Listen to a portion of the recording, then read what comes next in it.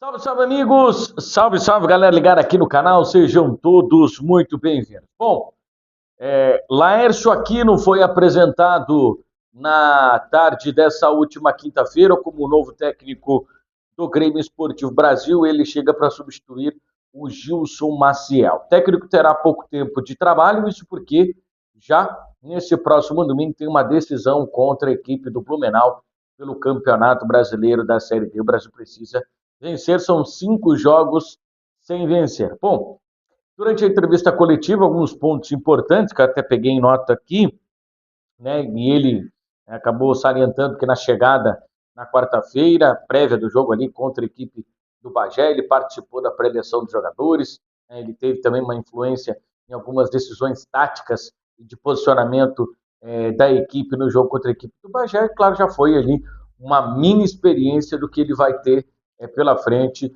com o Grêmio Esportivo Brasil. Bom, ao ser questionado sobre modelo de jogo, como ele gosta de atuar, né? Um dos colegas acabou mencionando que ele, lá no Santa Catarina, e também em alguns momentos no Camboriú, utilizava a linha com 3 zagueiros. Ele acabou, né, salientando isso, que gosta, que conhece, que curte muito esse sistema com 3 zagueiros, mas que ainda depende de uma avaliação do elenco rubro-negro para saber se ele consegue ou não fazer esse modelo de jogo dentro, né, desse trabalho que o Brasil vai ter, né, desses 2 jogos que o Brasil tem nessa primeira fase ainda do Campeonato Brasileiro da Série D e depois, claro, a sequência na Copinha. Enfim, a impressão é de que é um cara da bola, é um cara que conhece muito futebol, que entende como é que os times, principalmente do interior, sem tanto poder aquisitivo, né, sem tanto poder de investimento, principalmente nesse primeiro momento, precisam se comportar. Então, é, chama atenção, né, também pelo conhecimento que ele tem do Grêmio Esportivo Brasil. Ele sabe onde é que ele está pisando, ele sabe aonde ele precisa melhorar, ele sabe, né, em alguns aspectos, ele acabou salientando, né, também já fazendo uma análise do jogo contra a equipe do Bagé, que o time mostrou garra, mostrou vontade, mas claro que tem alguns aspectos que no entendimento de futebol dele, o Brasil precisa melhorar, e eu acho que, né, fica isso de exemplo aí por torcedor. Bom, falando um pouquinho sobre o jogo contra o Bagé, eu acho que o Brasil fez muito esforço para conseguir ganhar, né, esse jogo contra o Bagé. E aqui eu não estou pregando que o Bagé é um time fraco, um time sem amador, não, pelo contrário. É que o Brasil tem muito mais qualidade do que o Bagé. O Brasil vem há mais tempo trabalhando que o Bagé, e o Brasil fez uma força que não tinha necessidade de fazer nesse jogo contra a equipe lá da Rainha da Fronteira, que acabou trazendo muito mais transtornos do que propriamente soluções para a sequência da competição. Tanto que o Brasil teve ali, né, mais de 30 minutos com 2 jogadores a menos. Não foi um expulso, foram 2 jogadores expulsos. Então, 30 minutos com 2 jogadores a menos exige um esforço maior, né, porque tu tem muito mais espaços para cobrir, né, tu tem muito mais espaços para tentar marcar, e outra, tu tá sem a bola, e contra um adversário que vai sempre ter 2, né, adversários, vai ter que ser 2 opções livres, porque tu tem 2 jogadores a menos. Então, houve um desgaste de jogadores que poderiam aparecer no time titular contra a equipe do Blumenau e que, né, acabam ficando desgastados, inclusive já nem participaram do primeiro treinamento comandado pelo técnico Laércio Aquino, e vão participar, né, do treinamento somente na sexta-feira, que já é o apronto, que já é aquele último treino que se faz para o jogo. No sábado vai ser só o treino de bola parada, de posicionamento, e o Brasil vai para o jogo contra a equipe do Blumenau. Bom, não é novidade que tem problema na saída dos adversários no estádio Beto Freitas. Eu já relatei várias vezes que, inclusive na minha época em que eu trabalhava na Rádio Pelotense, em alguns momentos eu era repórter, tinha sempre esse problema na saída dos adversários. Inclusive teve um problema no jogo contra o América Mineiro, numa Série B do Campeonato Brasileiro. Inclusive eu estava lá do meu amigo Emerson Romano, lá da Rádio Itatiaia, e aconteceu, né, alguns problemas, né, xingamentos, né, por parte aos jogadores da equipe do América, mas também a imprensa, né? E aí, claro, a imprensa ela não está imune a tomar uma xingada, pelo contrário, né? Você sabe aqui que eu não sou corporativista a tal ponto de defender a imprensa, que a imprensa está 100% certa. Não, pelo contrário. Eu acho que em alguns momentos a imprensa exagera na crítica ou até mesmo faz críticas sem fundamento. Mas o meu ponto principal é que aquela saída dos adversários, ela já está dando muito problema para o Brasil. Em algum momento ia dar a porcaria que deu no jogo contra o Bagé. E aí, claro, tem todo um contexto para se analisar, que foi a provocação feita pelo jogador do Bagé, que já não é de agora que acontece essa provocação, é o Yuri Bigode. Ele é um jogador que tem histórico aqui na cidade de Pelotas, ele jogou no Pelotas, ele teve participação efetiva o ano passado no Brapel, onde ele perde o pênalti, depois o Brasil consegue a vitória no Clássico. Então isso também gerou esse clima de animosidade entre a torcida e também o jogador. Mas nada, absolutamente nada justifica o camarada ter entrado no gramado e ter tentado agredir o Yuri.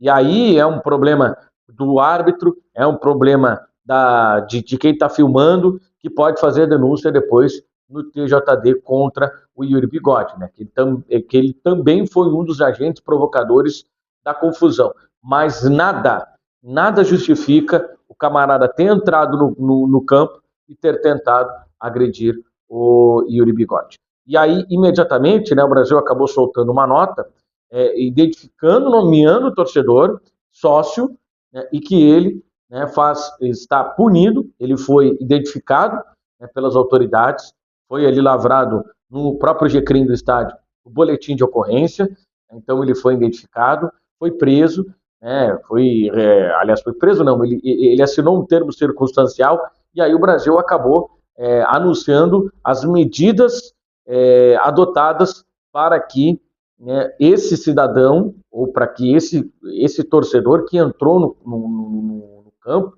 e que ele, primeiro, vai servir de exemplo, toda vez que alguém pensar em entrar dentro do campo para tentar ter uma atitude não correta, vamos utilizar esse termo, ele vai acabar sendo punido. Tá? Então, esse é o padrão adotado agora pela SAF do Grêmio Esportivo Brasil.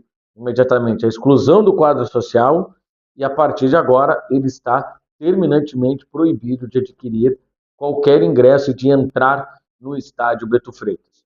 Esse cidadão foi quem pagou o pato, porque esses problemas já vinham acontecendo no estádio Beto Freitas, inclusive o ano passado na Copinha, teve aquele problema com o jogador da equipe do Gaúcho, que alegou ter sofrido insultos racistas, teve vários outros problemas que já aconteceram, e o Brasil já inclusive foi punido com portões fechados, já foi punido com multa por conta desses incidentes por parte da arquibancada. É bom deixar claro para o torcedor e até para os chavantes que acompanham aqui o canal, que estar na arquibancada não é liberado para vocês fazerem absolutamente tudo que vocês quiserem. Tem que ter um respeito com o adversário. Aliás, ele é adversário, ele não é inimigo. E a provocação, ela faz parte do jogo. A partir do momento ali que está um xingando o outro, claro, desde que não esteja cometendo crime, desde que não esteja cometendo crime, está um ali trocando palavras com o outro, está tudo certo.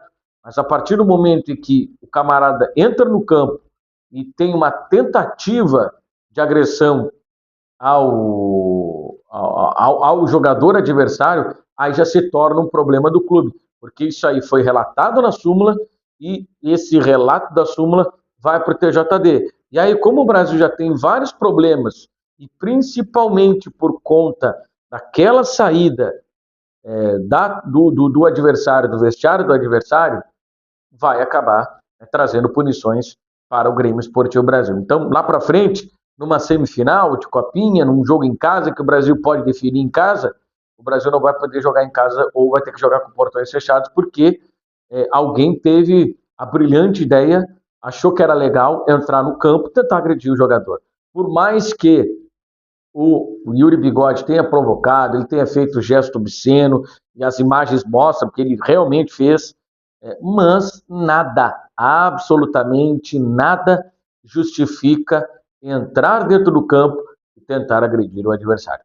Muitos aqui, né, condenaram, xingaram aquele torcedor do Inter, né, que invadiu o campo com uma criança numa semifinal de Campeonato Gaúcho, tentou agredir o jogador do Caxias, né, que estava comemorando a classificação, a eliminação do Internacional. Muita gente criticou.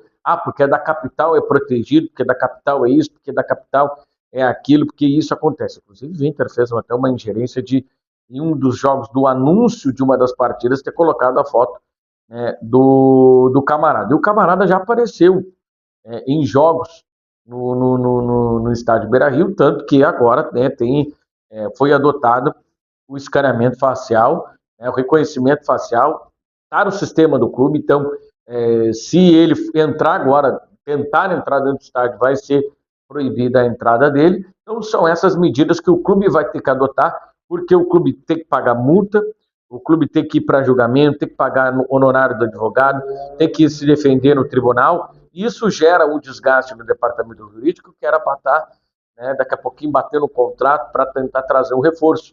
Então, é um gasto desnecessário, em que o cara tem que ir para o estádio e ele tem que saber que tudo tem um limite. Que ele não pode entrar dentro do campo e ele tentar agredir o jogador da equipe do Bagé. Ele não vai estar prejudicando o Bagé. Ele não vai estar prejudicando o Yuri Bigode. Ele vai estar prejudicando o Grêmio Esportivo Brasil, porque o Brasil é o dono da praça esportiva.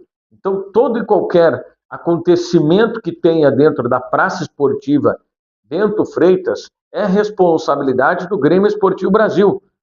Então, esse torcedor, sócio-torcedor, ele deveria ter pensado nessas consequências e não ter agido. Claro que eu sei que o cara estava com a cabeça quente, queria tomar uma atitude, mas ele acabou automaticamente se prejudicando, porque ele foi excluído do quadro social, ele não vai poder mais comprar ingresso no estádio Bento Freitas, ele teve o nome dele divulgado nas redes sociais do clube, né? A nota oficial do clube traz o nome do camarada, então ele acabou, né, se complicando. Então, que sirva de lição, né, que o Brasil também reforce, tome uma atitude. Eu já falei em vários vídeos aqui, é só procurar no canal, eu já falei em vários vídeos aqui que o Brasil precisava rever essa situação do vestiário visitante, porque não dá, vai seguir acontecendo problema, ainda mais nesses jogos que tem rivalidade.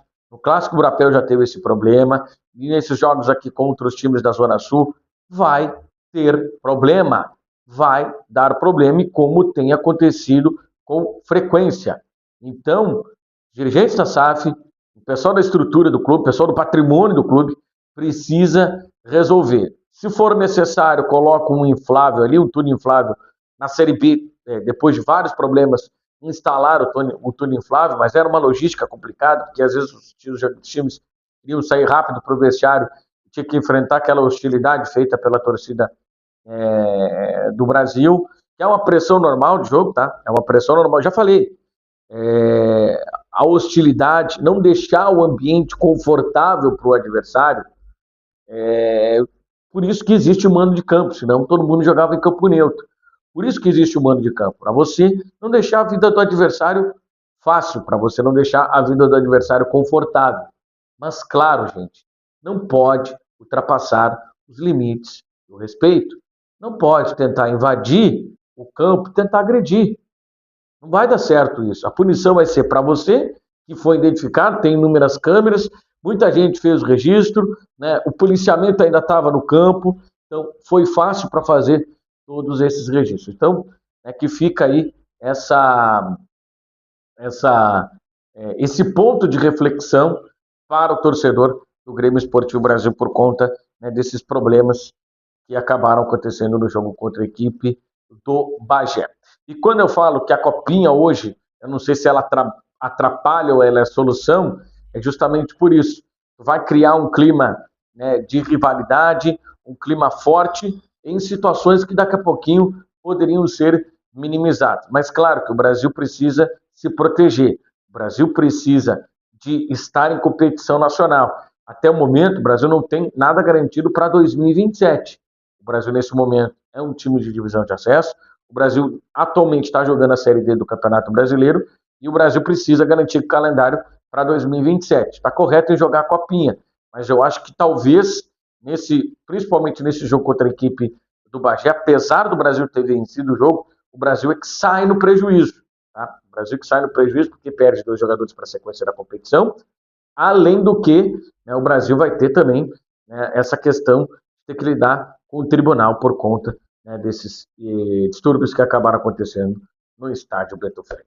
Valeu, galera! Então tá, então é esse o vídeo. Falamos aí do Laércio Aquino, novo técnico do Grêmio Esportivo Brasil, e também da vitória diante da equipe do Grêmio Bagé. Se inscreve no canal, ativa as notificações clicando no sino, deixa o like, comente, compartilhe. Um abraço e até o próximo vídeo. Tchau!